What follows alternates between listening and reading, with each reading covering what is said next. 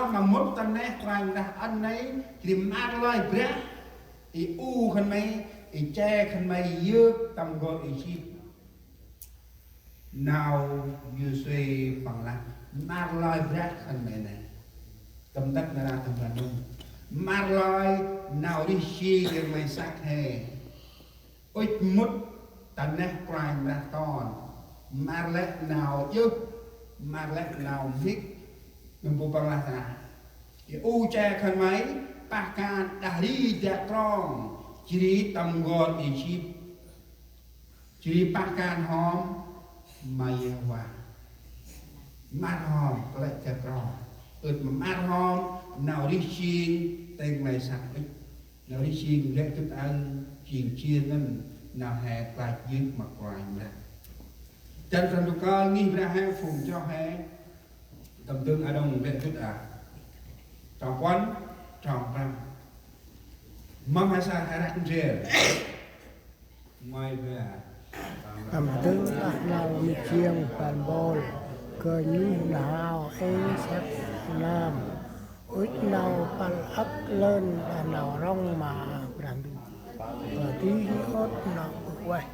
nghĩa là chun lai nào quay ta bươi của này bữa nó bữa cát nào này ăn mày tu ngay bữa bằng này yêu xin nào quanh ra nga tam tròn rồi sập yêu si của các sinh quan tròn sinh quan tầm là nông tam tròn Timothy cái đó có bé tròn quan tròn năm ít nào pal ấp lên đặt nào rong mà đẹp được nàng ai còn đi hẹn một kia nào rong mà quanh ra ấp lên ốc nằm buồn nào pal ấp lên nào lươn ấp lên nào là bằng tên mày sắc ít ấp lên ca tôi làm được bước nào cho họ bao cùng hôm sáu bước nào cho họ bao cùng hôm tam hôm nhạt ô đi nào quá mà làm hôm nhạt ô hôm tam ô đừng phụ mong bự ly nào pal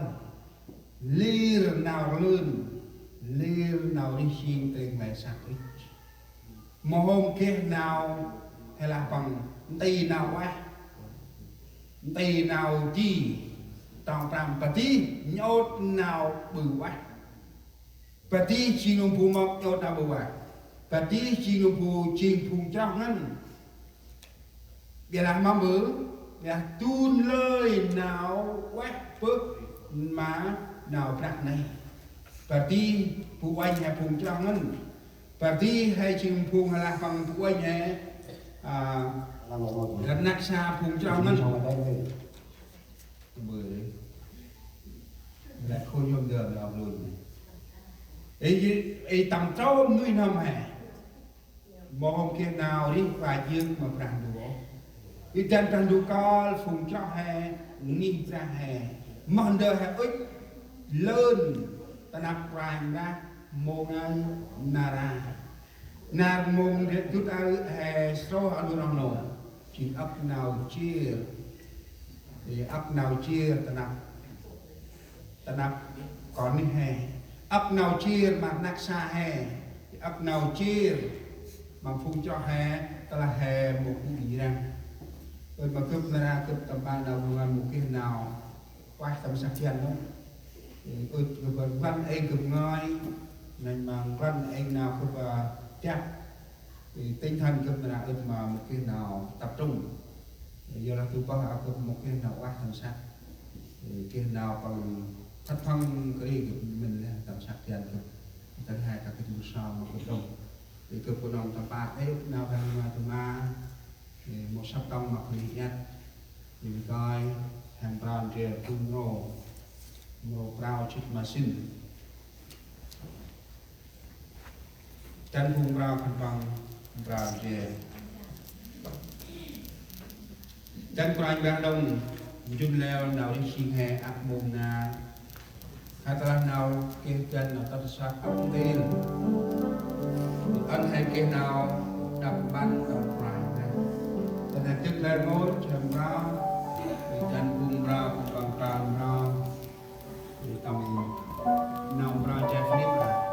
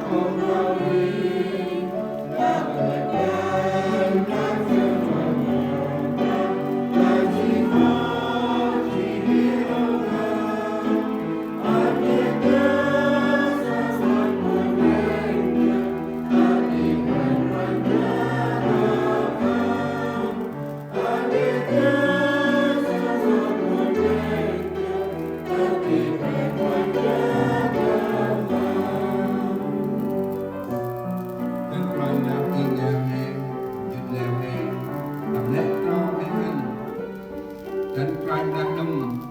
jadi kapal he kata up kih nào chức chia của chung he dan prime dah nam jun leo tao hai han setelah tao han này quay quay setelah tao han này chức chia việc prime dah muncul này bay chỉ cứ bằng aspek đi jun leo he tắt tộc gia ngân đặt văn bằng đó